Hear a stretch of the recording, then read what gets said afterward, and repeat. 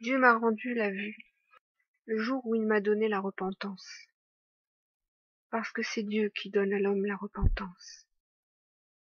Dieu m'envoie à vous comme un témoin de la parole, un témoin de la vérité, un témoin que sa gloire est manifestée en l'homme.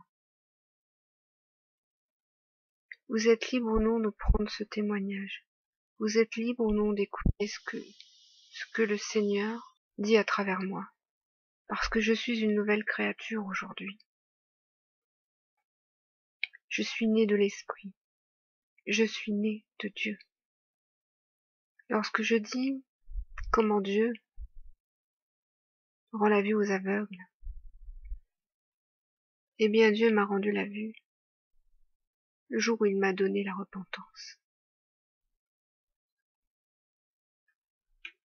Lorsqu'il a enlevé le voile de mes yeux, ça a été tout d'abord pour me montrer mon péché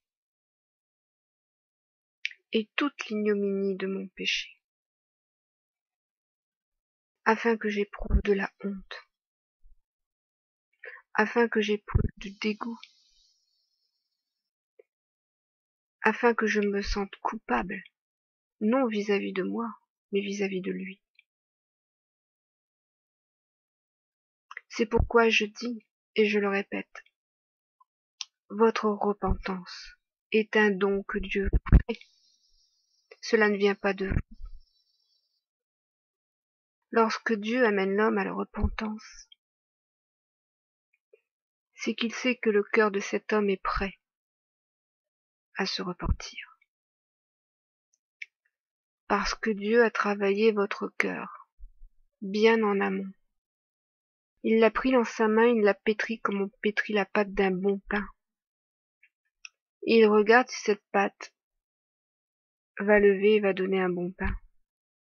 Il regarde si tout le péché qui était dans cette pâte a bien levé. Parce que c'est le levain qui est dans le pain, qui est mentionné comme le péché dans la parole de Dieu. Et c'est ce que d'ailleurs Dieu m'a bien fait comprendre après m'être repenti, après être né à nouveau. Il m'a appris à suivre ses commandements et surtout à fêter les 7 fêtes de l'Éternel, comme il l'a ordonné. Et dans les 7 fêtes de l'Éternel, il y a la fête des pains sans levain. Et j'ai bien compris que le levain doit être retiré de la pâte. Et la repentance, c'est ça. C'est quand Dieu a pétri votre cœur, afin que vous puissiez et vouliez, parce qu'il faut que vous le vouliez. Dieu ne peut pas vous sauver si vous ne voulez pas être sauvé. Dieu ne peut pas obliger l'homme à se soumettre à lui. Lorsque vous êtes prêt, Dieu vous amène à la repentance. Dieu enlève le voile qui était devant vos yeux et vous oblige à contempler vos péchés, vos fautes. C'est ainsi que vous tombez à genoux devant le Père, devant le Fils, que vous tombez à genoux, oui, devant le Fils, parce qu'en faisant cela, c'est le Père qui vous attire au Fils, afin que vous veniez mourir en lui, afin que vous veniez faire mourir votre péché en lui. Et c'est ce qui s'est passé exactement pour moi. Et je ne peux pas vous expliquer par quelle force, et sans doute c'était la force de son esprit. Pourquoi ce jour-là j'étais assise dans le canapé, et que subitement, j'ai été pris d'une envie, mais d'une envie irrésistible, de me repentir et d'en finir une fois pour toutes avec ma vie, avec cette vie dissolue. Alors j'ai pris conscience de mon péché. Mais c'est une phase qui a duré quand même pendant plusieurs jours, parce que ça peut être violent. Parce que Dieu veut vous montrer tous vos péchés, il peut pas tous vous les montrer d'un coup, c'est peut-être trop violent. Avec moi, il y a été par petites doses, on va dire.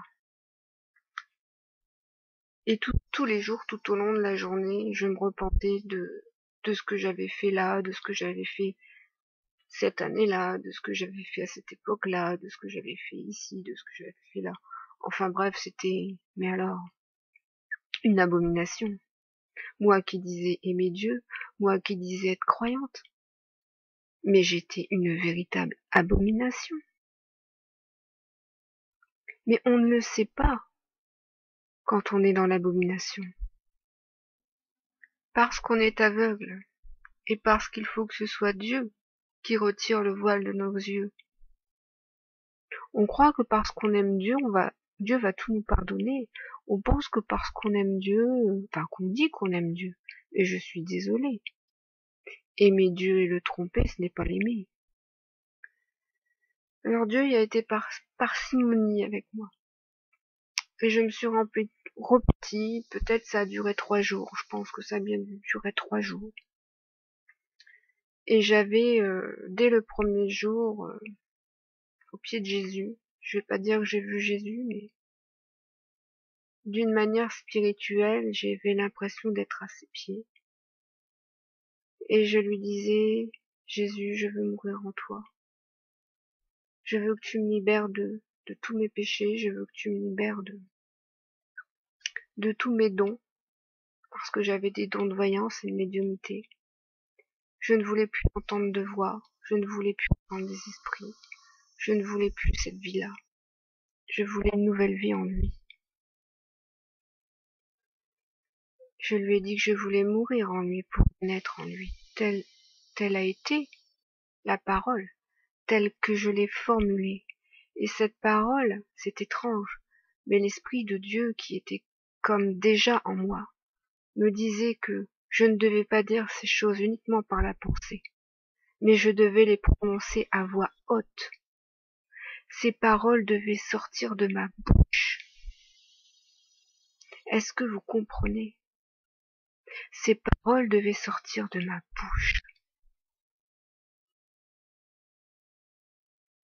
Il est dit que l'homme ne vivra pas de pain seulement, mais de toutes les paroles qui sortent de la bouche de l'Éternel. La pensée n'est qu'une pensée, mais la parole est prononcée. C'est la pensée qui se manifeste, c'est votre volonté qui se manifeste. Lorsque vous vous repentez à voix haute, c'est la volonté de votre cœur qui se manifeste. Exactement lorsque Dieu prononce sa parole, il manifeste sa volonté. Et tout ce qu'il dit, tout ce qu'il prononce, s'accomplit. Parce que le Fils l'a lui-même enseigné. Il faut que l'écriture s'accomplisse, il faut que la parole s'accomplisse. Alors l'Esprit Saint m'a demandé de prononcer ma repentance à voix haute, au pied de Jésus, mais au cœur de Dieu, au cœur du Père. Parce que ce que fait le Fils, c'est l'œuvre du Père. Lorsque le Fils vous sauve, c'est le Père qui vous sauve. Comprenez ces choses. Ne dissociez jamais le Fils et le Père dans leur œuvre. Le Père est la justice. Le Fils est la vérité. Ça, c'est ce que l'Esprit m'a enseigné. Et c'est le glaive de la parole et les deux tranchants, la justice et la vérité. Alors comment Dieu rend la vue aux aveugles? Eh bien, après ma nouvelle naissance, j'ai commencé à voir des choses que je ne voyais pas en fait, que je ne voyais pas avant. L'Esprit de Dieu me montrait le monde et tout ce qui était en abomination aux yeux de Dieu. Mais alors je vais vous le dire, pour moi ça a été épouvantable, parce que partout où je tournais mon regard, à droite, à gauche, devant, derrière, partout où mon regard se posait, Dieu me montrait l'abomination, parce que ce monde entier est sous l'emprise du malin. Rien dans ce monde, absolument rien dans ce monde n'est saint. Rien dans ce monde et absolument rien dans ce monde ne provient de Dieu. Et l'Esprit de Dieu est même venu jusqu'à me montrer que même les églises ne viennent pas de lui. Les religions ne sont pas de lui, elles sont en abomination devant sa face. Je peux vous dire que pendant des mois, Dieu m'a enseigné sur la sainteté. Et vous enseigner sur la sainteté, c'est aussi dire ne touche pas cela, ne fais pas cela, ne regarde pas cela, n'écoute pas cela, car ce n'est pas saint, car ça ne provient pas de moi, donc je ne veux pas que tu te souilles. Alors sachez que si vous êtes un véritable chrétien, vous ne pourrez participer à aucune œuvre du monde. Et je dis bien aucune œuvre du monde. Les œuvres du monde appartiennent aux enfants du monde, et les enfants du monde ne sont pas les enfants de Dieu. C'est ce que l'Esprit de Dieu m'a enseigné. Et l'Esprit de Dieu m'a enseigné sa loi, c'est-à-dire ses ordonnances, ses commandements. Il m'a demandé de prendre ma Bible. Il m'a demandé de lire l'Ancienne Alliance. Alors moi, je vous le dis, l'Ancienne Alliance n'est pas abolie. Il y a beaucoup de confusion sur l'Ancienne et la Nouvelle Alliance. Il faut savoir, il y a des choses qui ont été régénérées dans l'Ancienne Alliance et qui sont devenues la Nouvelle. Comme moi-même, j'ai été régénéré en une ancienne créature pour devenir une nouvelle créature dans ma nouvelle naissance. Il en est de même pour la loi de Moïse, dans la loi de Yeshua, dans la loi de la Nouvelle Alliance. Les choses ne sont plus tout à fait les mêmes puisque la loi qui était, il est dit, une loi de malédiction, c'est-à-dire que ceux qui étaient sous la loi de Moïse étaient sous la loi de la mort. S'ils péchaient, ils étaient condamnés à la mort. Il faut bien comprendre que maintenant, la loi de la mort a été régénérée, elle est devenue la loi de vie. Mais pourquoi elle n'est pas entièrement effacée? Il est dit dans un des versets de la Bible, ce qui a vieilli est près de disparaître. Et ce verset parle de l'ancienne loi. Ce qui a vieilli est près de disparaître. Ça veut bien dire que ce qui est près de disparaître n'est pas encore disparu. Il est près de disparaître. Parce que nous sommes encore dans le temps de la grâce. C'est-à-dire que dans ce temps de la grâce, il y a ceux qui ont pu être sauvés et ceux qui n'ont pas pu être sauvés. Il y a ceux qui sont en Christ, nés de nouveau en Christ, et ceux qui ne sont pas en Christ. Donc, il y a ceux qui sont encore placés sous l'ancienne alliance, c'est-à-dire sous le péché, parce que si vous n'êtes pas nés à nouveau, vous êtes placés sous le péché, et donc vous êtes encore sous l'ancienne alliance. Et il y a ceux qui ne sont plus soumis au péché, car ils sont nés à nouveau, et sont placés sous la nouvelle alliance, l'alliance de vie, par l'esprit de vie, qui leur a été donné dans le baptême. Voici ce que l'Esprit de Dieu m'a enseigné sur l'ancienne et la nouvelle alliance. Alors, ce qu'il faut comprendre des deux lois, c'est que dans la loi de Moïse, il y avait les lois qui étaient relatives à la condamnation. C'est ces lois-là qui ont été en quelque sorte régénérées, modifiées. Par contre, certaines ordonnances, certains ordres demeurent à toujours, parce que cette loi fait partie de la parole de Dieu, et la parole de Dieu demeure à toujours. Donc, ce qui reste d'actualité, on va dire, bien qu'également renouvelé dans Yeshua, puisque c'est Yeshua qui va accomplir ce que je vais vous citer maintenant à présent, c'est-à-dire tout ce qui est encore d'actualité, c'est-à-dire les commandements de Dieu, les 10 commandements de Dieu, qu'il faut respecter, puisque l'Apocalypse même nous dit que ceux qui vaincront sont ceux qui ont gardé les commandements du Père et les enseignements du Fils. C'est pourquoi ils auront le nom du Fils inscrit sur leur front, mais également le nom du Père. Et il y a aussi les fêtes de l'Éternel. Sachez que les 7 fêtes de l'Éternel sont prophétiques. Lorsque Dieu m'a rendu la vue, il m'a permis de voir sa gloire dans ces 7 fêtes. Et cette année, pour la première fois, j'essaye de faire correctement les 7 fêtes, telles qu'elles sont prescrites dans le Lévitique 23. Et je peux vous annoncer que, comme tout chrétien, je vais lire ces fêtes et je ne vais pas bien comprendre le sens. Mais je peux vous dire que chaque fois que je vis une de ces fêtes, Dieu m'en révèle sa gloire en moi. Parce qu'en fait, ces fêtes s'adressent à moi. En fait, ces fêtes, elles sont les fêtes de l'Éternel, mais elles sont aussi vos fêtes à vous, qui êtes enfants de Dieu. Le Père vous invite à faire la fête avec lui.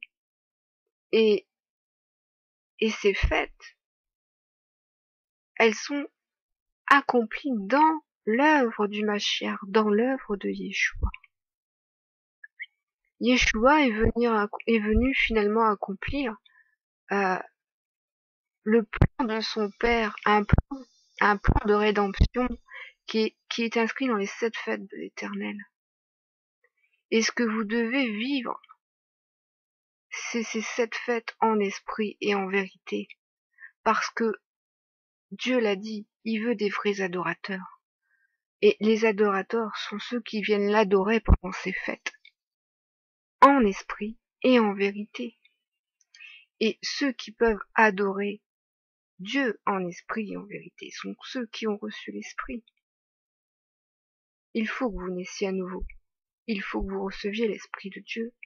Il faut que vous soyez renouvelés en une nouvelle créature. C'est la seule façon de pouvoir non seulement voir la vérité, mais aussi la seule façon de pouvoir comprendre les 7 fêtes de l'Éternel et de pouvoir les vivre et les accomplir en vous, pour sa gloire, en esprit et en vérité. Entendez bien que Yeshua est venu annoncer une année de grâce. Les 7 fêtes de l'Éternel se déroulent dans une année agricole. Tout dans l'Éternel se déroule selon des fêtes agricoles. Des fêtes de semailles, des fêtes de moisson, des fêtes de récolte. L'homme doit donner du bon fruit durant l'année de sa vie. L'homme doit être comme un bel arbre, qu'il n'y ait pas de branches desséchées, qu'il ait pris racine dans la bonne terre, et qu'il porte les bons fruits, les fruits de la justice, de la vérité. Voici comment le Père m'a redonné la vue à son évangile. Parce que le Père m'a aussi fait comprendre que toute la parole de Dieu a été falsifiée par les plumes mensongères des scribes, par le fanatisme religieux des Romains, et qu'il y a beaucoup de chemins de perdition maintenant dans sa parole, et que seul celui qui est né de la parole peut voir ce qui est issu du mensonge et ce qui est issu de la vérité. Car celui qui est né de la parole, alors la parole est devenue vivante en lui. Et si cette parole est vivante en lui, c'est que la vérité est manifestée en lui.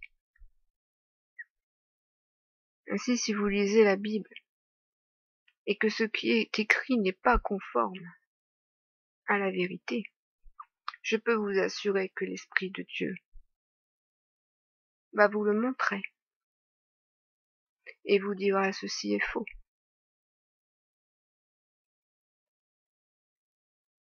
Des mots ont été remplacés par d'autres, des noms ont été remplacés par d'autres, des versets ont été inversés. Le nom de Dieu a même été supprimé à bien des endroits comme il me l'a montré, parce que les hommes ont préféré le remplacer par un titre, le Tout-Puissant.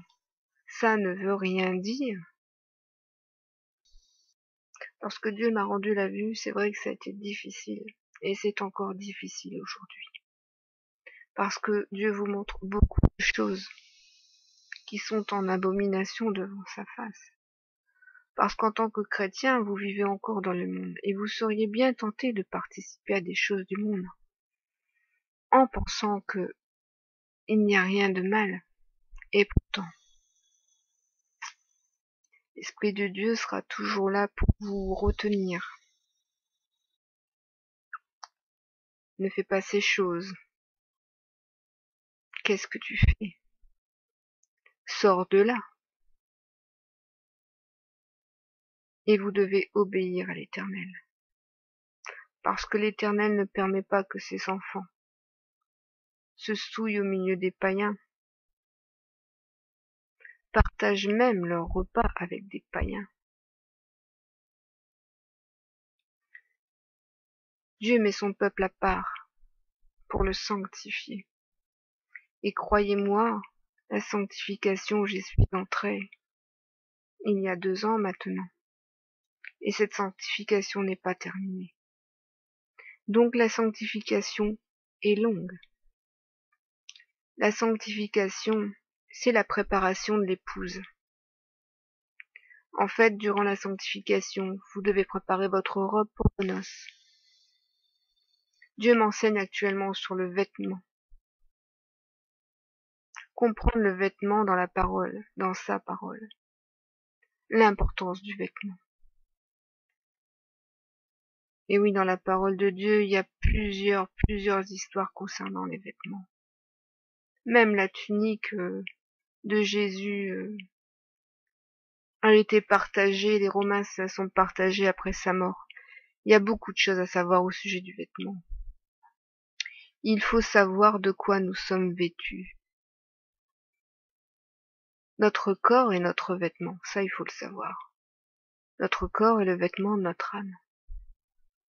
Il faut que notre corps soit régénéré pour pouvoir être glorifié dans la résurrection finale. Et ce corps, c'est aussi la robe de noces dont doit être parée l'épouse pour ses noces. Si vous n'avez pas votre robe de noces pour vos noces, vous ne pourrez pas célébrer vos noces. Si vous n'êtes pas passé par le chemin de la sanctification, et si vous n'êtes pas resté de manière obéissante dans la sanctification jusqu'à la fin de votre préparation, si vous vous êtes lassé, si vous vous êtes détourné pour retourner à des œuvres païennes, à des œuvres qui ne sont pas celles de la sainteté, alors vous perdrez votre robe, vous vous retrouverez nu au jour du jugement, nu comme un ver, comme nos premiers parents qui se sont retrouvés nus devant Dieu. Et et vous ne pourrez pas participer à vos noces. On vous aura retiré l'Esprit Saint, vous n'aurez pas d'huile dans votre lampe, et vous serez soumis au jugement et à la condamnation. Alors au fond de moi, j'espère que Dieu aura miséricorde. Je sais qu'à la fin, certains auront encore la chance de pouvoir se racheter, se repentir. Je sais qu'il laissera encore un petit temps, d'ailleurs c'est prédit dans les Écritures. Mais après que ce temps soit passé, ce sera terminé. Lorsque le jour de l'Éternel arrivera, si vous n'avez pas votre robe prête, si vous ne vous êtes pas sanctifié, si votre volonté n'est pas devenue une avec la volonté de Dieu, alors vous serez soumis à la condamnation.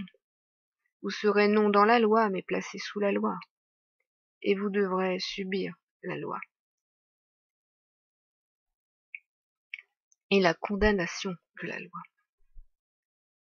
Par contre, ceux qui ont leur robe de sanctification, pourront être vêtus du vêtement de la glorification dans la résurrection de gloire, et pourront prendre part aux noces, parce que eux ne seront pas placés sous la loi, mais dans la loi de vie, parce qu'ils ont obtenu la vie par l'esprit de vie qui leur a été donné dans leur nouvelle naissance, et parce qu'ils ne se sont pas détournés de cet esprit de vie, parce qu'ils s'y sont attachés comme on s'attache à une nouvelle mère, et ils se seront laissés élever et éduquer par cet esprit comme une nouvelle mère qui prend soin de vous.